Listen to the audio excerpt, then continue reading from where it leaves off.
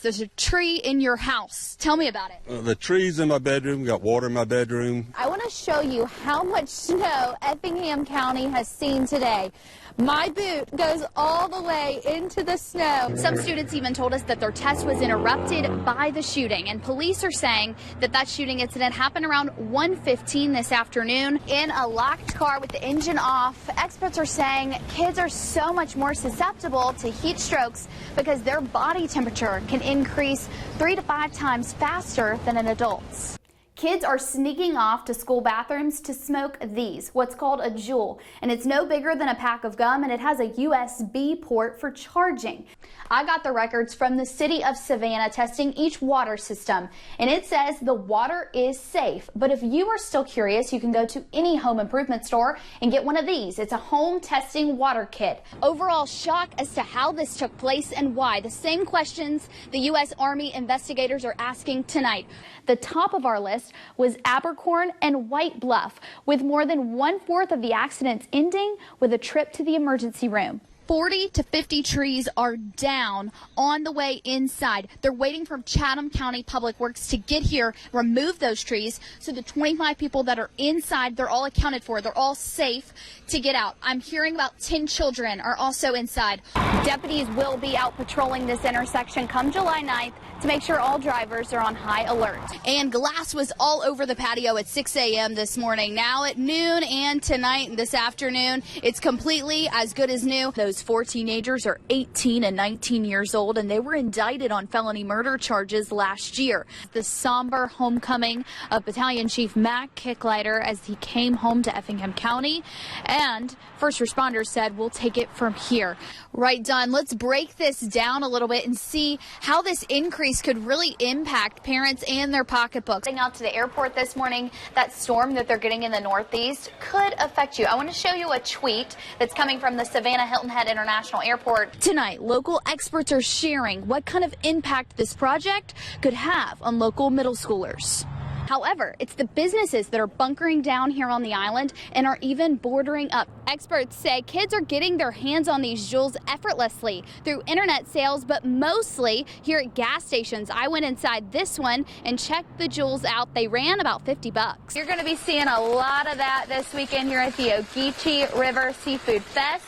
I'm going to have more with Phil and the rest of the Shell House. We're going to see how these turn out at 7:30. Stay with us here on Daybreak. Look at your weekend forecast, Ron. I'm crossing my fingers, but we are looking at this radar, and what do we think this weekend weather is going to bring us? Trapped in there, really, it was just extreme fear just launching in. 6 friends from London, Kentucky came to Tybee for a beach trip. Today was their last day, and Oatland Island Wildlife Center was their last stop before heading home. Until this. It just started like drizzling and raining, and then all of a sudden Spanish moss started hitting me in the face. At first, they braced the light rain to try to finish the wolf exhibit, but quickly found themselves in a dangerous situation.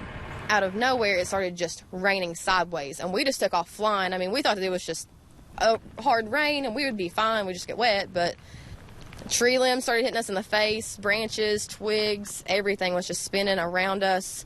They were running for safety, but as tourists, they didn't exactly know where that was. All freaking out, and I think that was the main high point that we were like, okay, we've got to do something. We've got to find somewhere to go.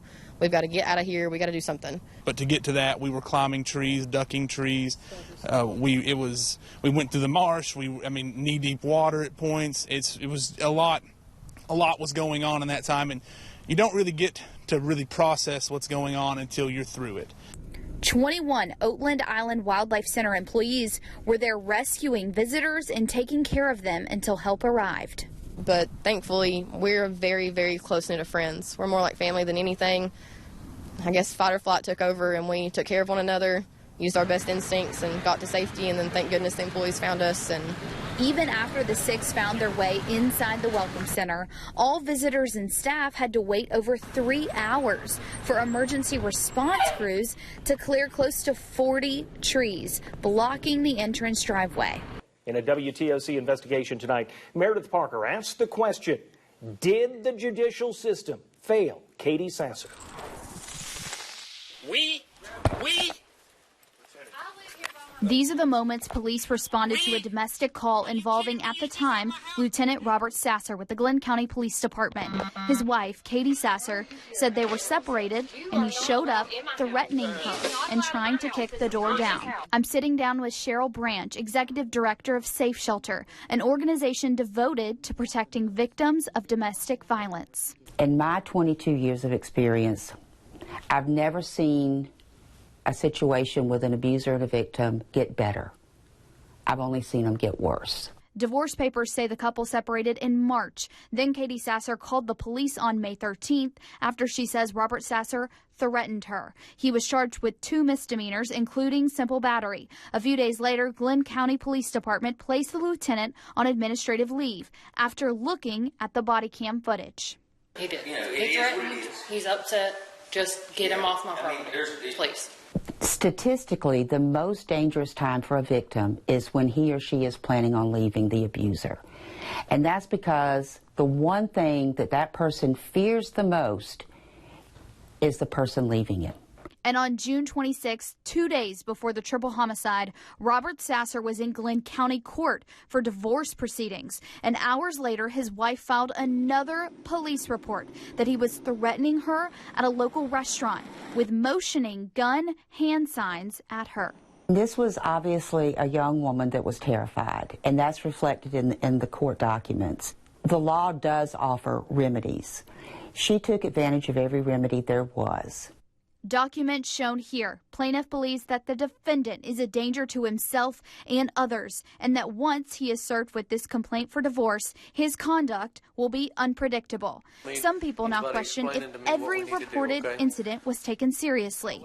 From the body cam footage released by the Glenn County Police Department, it shows officers laughing with Robert Sasser about the domestic incident minutes after leaving Katie Sasser's home. You're probably using a police officer now versus a... So technically I think you know how to kick in a door if you wanted to. Branch tells me why reporting every threat is important in domestic violence situations. You have put people on notice in Superior Court that you are terrified of this person. You have put law enforcement on notice that you are terrified of this person. Hours after the murders, I asked the Glenn County Police Department if they did enough to protect Katie Sasser. Has Glenn County been monitoring him since his last arrest in May, and have you been looking at his stability and after placing him on administrative leave without pay? Glenn County Police Department specifically has not been monitoring him. He was out on bond. He was being monitored in a pretrial bond status, but not by the Glenn County Police specifically. According to this domestic violence expert, Katie Sasser did everything right to try and protect herself. Glenn County Police and the DA's office is rejecting all interviews until the GBI wraps up their investigation.